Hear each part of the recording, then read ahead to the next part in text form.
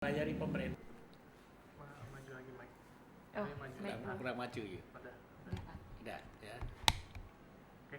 Pak, apakah benar kemiskinan itu penyebab salah satu posyandu itu menjadi tidak hidup lagi saat ini? Saya kira itu tidak tepat. Yang saya anggap menjadi salah satu sebab yang utama dari matinya posyandu adalah mengendornya komitmen. Komitmen pada tingkat puncak, yaitu komitmen presiden maupun komitmen pada tingkat departemen, menteri, dan kepala lembaga. Sehingga ke bawah itu seakan-akan masyarakat di desa, para pemimpin di desa yang mengelola posyandu menjadi ragu-ragu. Seakan-akan posyandu itu setelah berakhirnya Orde Baru dianggap sesuatu mekanisme yang dipakai Orde Baru untuk mempertahankan kekuasaannya. Padahal tidak. Posyandu itu adalah lembaga yang dibentuk oleh masyarakat di kelompok-kelompok desa, mula-mula oleh kelompok-kelompok aseptor KB, kemudian dibantu oleh para bidan dan kelompok kesehatan, karena para peserta KB atau aseptor KB itu kegiatannya kan berkumpul tiap-tiap bulan. Ya, dalam berkumpul itu lama-lama kan bosen, sehingga ditambah menimbang bayinya, ditambah kemudian menimbang ibunya yang hamil dan macam-macam, sehingga dari dua pos itu, pos kesehatan dan pos keluarga berencana pada zaman Pak Suarjono dan saya menjadi puncak pimpinan di situ, disatukan menjadi pos Yandu atau pos pelayanan terpadu.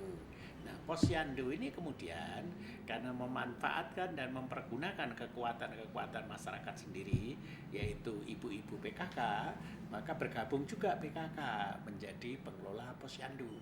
Nah, tetapi ketika kelompok ini mendapat dukungan yang sangat kuat dari tingkat puncak, apakah itu gubernur, apakah itu bupati, atau itu wali kota. Nah, kalau tingkat puncaknya ini kendor, ya habislah itu.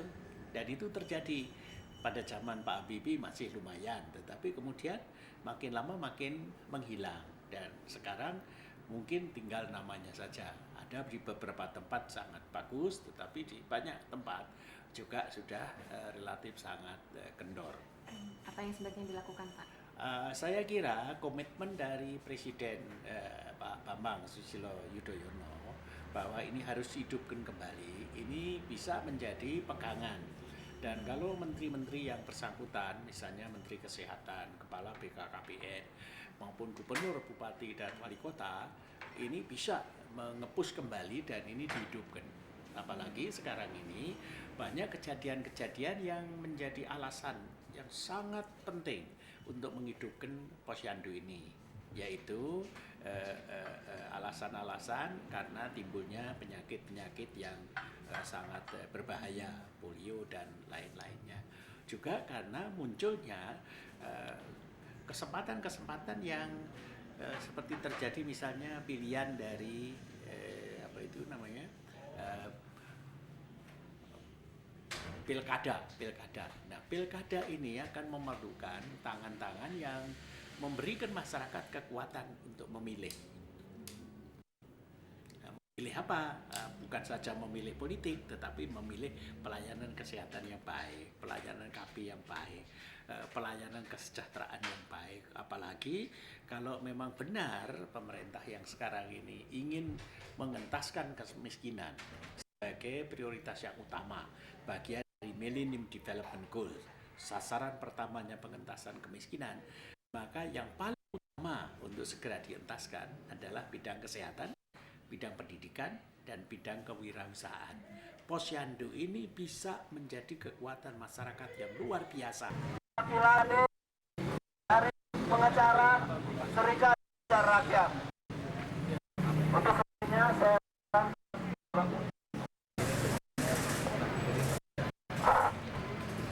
Assalamualaikum warahmatullahi wabarakatuh. Kuasa hukum dari perwakilan masyarakat Kutai Kartanegara akan mendaftarkan gugatan class action kepada Jaksa AP3 terhadap kasus korupsi yang dilakukan oleh mantan Bupati Kutai Kartanegara Saukani HR. Hari ini sudah kami dari Serikat Pengacara Rakyat akan beberapa menit akan mendaftarkan gugatan ini ke panitia mantan Bupati Kutai Kartanegara Saukani HR. Mungkin setelah orasi ini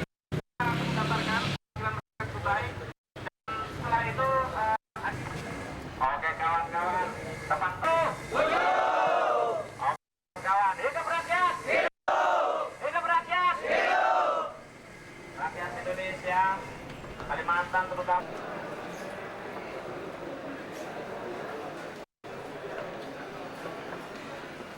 Negara, Pak.